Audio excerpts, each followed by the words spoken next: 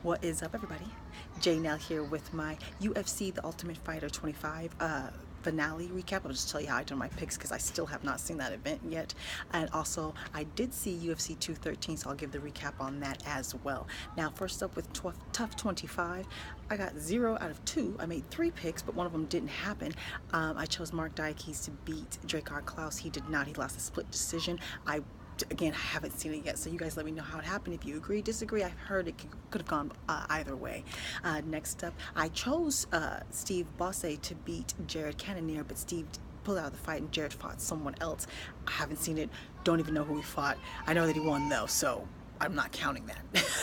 So on to the main event. I chose Michael Johnson to beat Justin Gaethje. I was going back and forth about it. I heard he definitely did not. And what was a candidate for fight of the year, Justin Gaethje basically KO'd Michael Johnson in the second round. I will find that and I will watch it, but I have not seen it yet. So you guys give me your thoughts on all of that, including that main event there. Now, on to UFC 213. I did make 4 picks and I got 3 out of 4. So it was a decent night for me there. First up, I did not do the first fight because I did my prediction video yesterday. Didn't even know who was going to be the first fight, so I did not do that pick. So let's get into the ones I did make. I chose Anthony Pettis to beat Jim Miller, and he did in a great fight. And I was like, this might be a candidate for fight of the night. Don't blink on this one. It went all 3 rounds. All 3 judges gave it to Anthony Pettis. I totally agree. In that first round, he just was busier. He was active. He was the one pressing forward. He was unleashing all kinds of kicks from all kinds of directions. No telegraph kicks. He was on them with the hands. He looked fresh. He looked strong. He looked a little bigger, so he's definitely back in his rightful weight class, being 155. He jumped on Jim and had him step up, backpedaling and fighting off the fence throughout that entire first round. Second round, it was a little bit more of the same, and then Jim actually just caught a kick. Well, actually, the kick landed on his head, cut his head, but he caught it anyway and took Anthony Pettis down, and he was able to mount some nice ground and pound himself and kind of get some get back there. They got up, and they was kind of, the momentum was going back and forth at the throughout the rest of that second round there. Anthony was able to reverse the position when Jim tried to take the back, but then he fell off the front. Anthony was on top with some ground and pound, and then they both got up. And again, that second round, Jim got that cut, was bleeding so profusely, had Anthony Pettis covered in blood to the point where he couldn't even submit him. Jim was slipping in and out. Like I said, we were seeing a war, living up to all the expectations. So now third round, Anthony Pettis, he just seemed to have more, and again, the creativity, kicks coming from everywhere, punches coming from everywhere, taking Jim down, initiating the takedown. He had a nice beautiful trip at one point and taking him down. So Anthony Pettis has definitely been working on his skills. This was an improved Anthony Pettis. This was a healthy Anthony Pettis. Jim was in there all the way from to the end. In fact, at the end, Anthony tried to land some sort of like a cartwheel kick.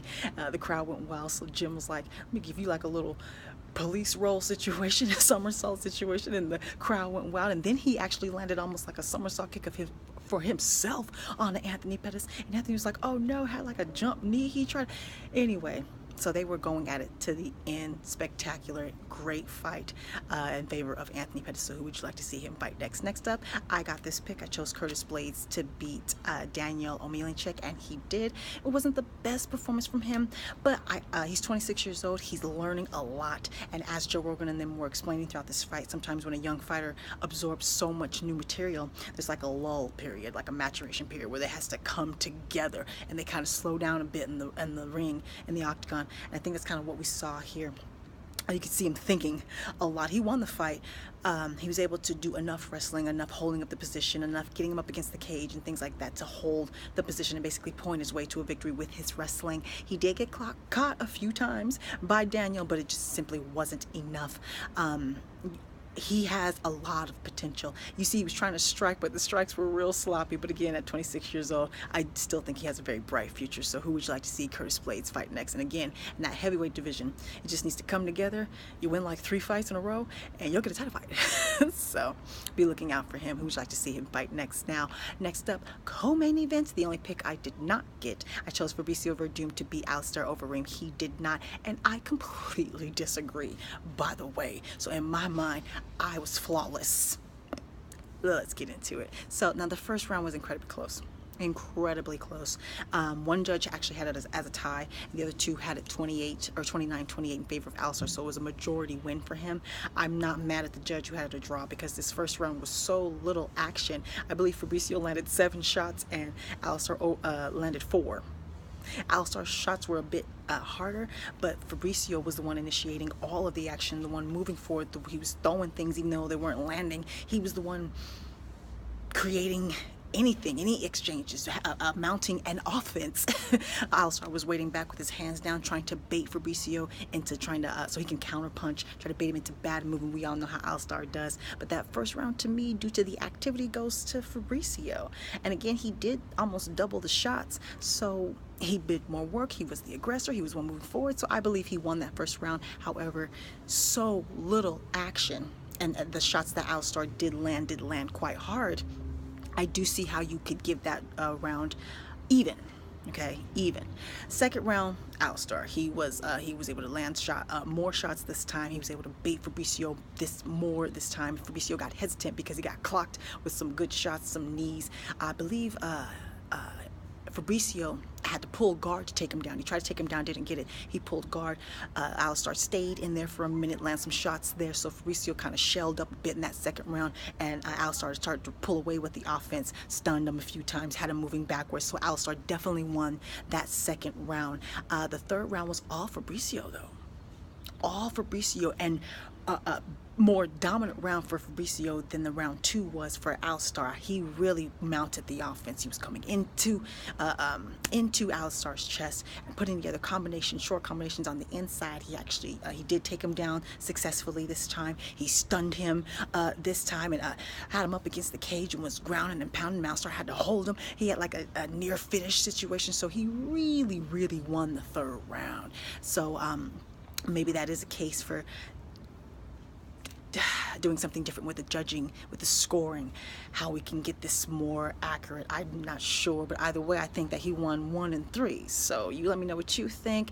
I think Fabricio won. I disagree with the judge's decisions. However, they did give it to Alistar Overeem. So you let me know if you agree, disagree, why, and who should both men fight next. Now, main event, and I said, I always underestimate this cat. Even when I pick him, he surpasses my expectations. And I'm not gonna underestimate him again. And I did not. And it paid off. And the new UFC interim middleweight champion, Robert Whittaker.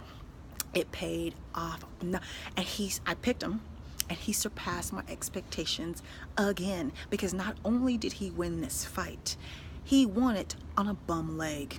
Let's get into it. First round, okay? Yoel, apparently he had a knee injury from camp that he thought had healed up pretty well. Hadn't even been thinking about it, felt good.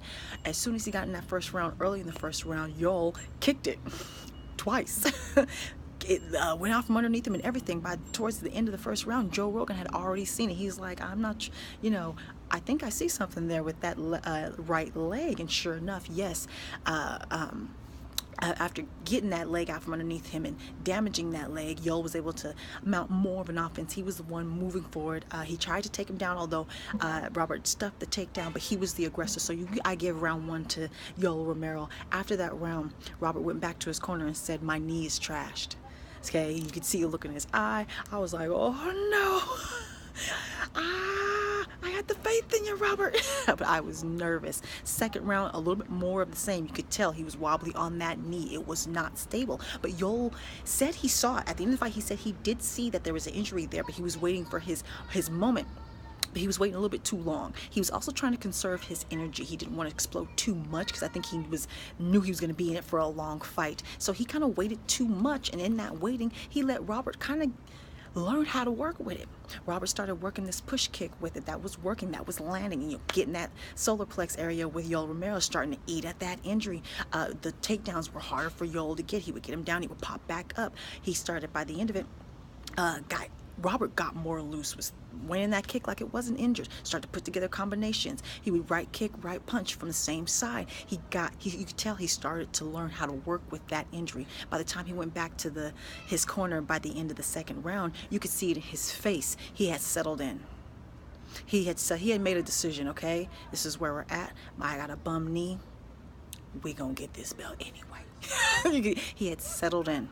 And I think that was Yoel's mistake. Even though you were waiting for your perfect time to attack that leg, honey, in that second round, you should have just kind of went for it. You should have took that will completely away from Robert, because once Robert made that decision that we finna work with this, the third round, he came out aggressive. His offense, his punching is so sharp. Like I said, with the right kick, right punch. Normally when you kick with the right leg, you follow it up with a punch from the opposite side of your body. He doesn't do that. He does all these little things that are so deceptive. You could tell his movement was hindered because of that leg. But again, the push kick, you could tell that really worked for him. And maybe it was a kick that wasn't as painful for him because he was really landing that push kick and coming with the combinations. A nice, straight, hard jab. Again, he hits much harder than he looks. His jab is nice and hard. He to me totally won that third round. Momentum had clearly swung in his direction. Yoel had some kicks and some things that he landed himself. Kicked him in the head a couple times. He had some kicks to the body. Had some punches he landed, again trying with the wrestling. But in the third round, to me, the momentum had clearly swung in Robert Whittaker's favor. And then the fourth and fifth round, more of the same. In fact, he ended up stunning Yoel Romero in that, I believe it was the fifth round, and had a near finish there with the hands, had a near TKO, got him down on the ground and pound, opened up a cut, I believe, over his left eye. He was bleeding profusely. He was clearly tired in that fifth round. It looked like he could barely throw a punch. He was like, oh, he was exhausted. Robert had tired too by the end of that fifth round, but he clearly had more left. And just the eyes wide open, the sharp striking, they're so accurate, so little wasted energy. He's so smart, controlling the breathing. He is a cerebral fighter. He's very unique, and in ways you can't even see. It looks like he's not doing too much until you hear someone break it down, and you're like, oh, okay, so fighters don't normally do that. Oh, and it's just 26. I'm so excited. I think Joe Rogan nailed it. He said, we knew this kid had potential, but it seems like he may have an era of greatness. Michael Bisping, be ready. And Michael Bisping, of course, came into the ring afterwards, and I got into it with Yoel Romero. I don't know where that came from, but then afterwards came up to Robert and was like, great fight. I want to talk smack, but the fight was really good. You think you're the champion? Please. He took his own belt and threw it down. He was like, take that belt. And they walked away. Dana White hurried up and grabbed the belt, and Robert was like, can I have it? Can I have the belt? So it was a nice little response, but they already started. I watched the in-studio back and forth banter between them where Michael's like, it's okay to call me names, get mad, we gotta sell this fight, talk some trash. And Robert's such a respectful young person, and you can tell that he clearly respects Michael Bisping. He's like, we used to be buddies before this. So we'll see how that goes. But Robert Whittaker, I think he's got it.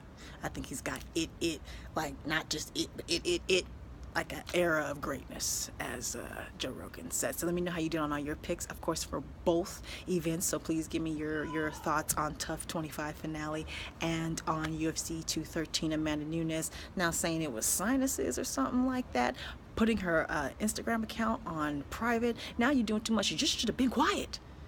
The more she says, the more information that comes out of her camp, the worse she looks. She just needs to be quiet. You decide not to fight. You said that your coaches and your girlfriend said you shouldn't fight. Stop mentioning your girlfriend. Your coach is saying you shouldn't fight. Yeah, that's legitimate, but stop mentioning your girlfriend.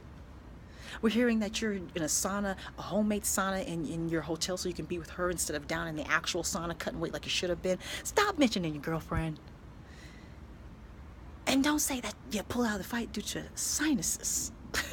Just be quiet. All right, so give me your thoughts on that mess and everything else. Follow me on Facebook, Twitter, and Instagram. I'm on Snapchat now, of course. Talk to me, subscribe, talk to me, take care, and goodbye.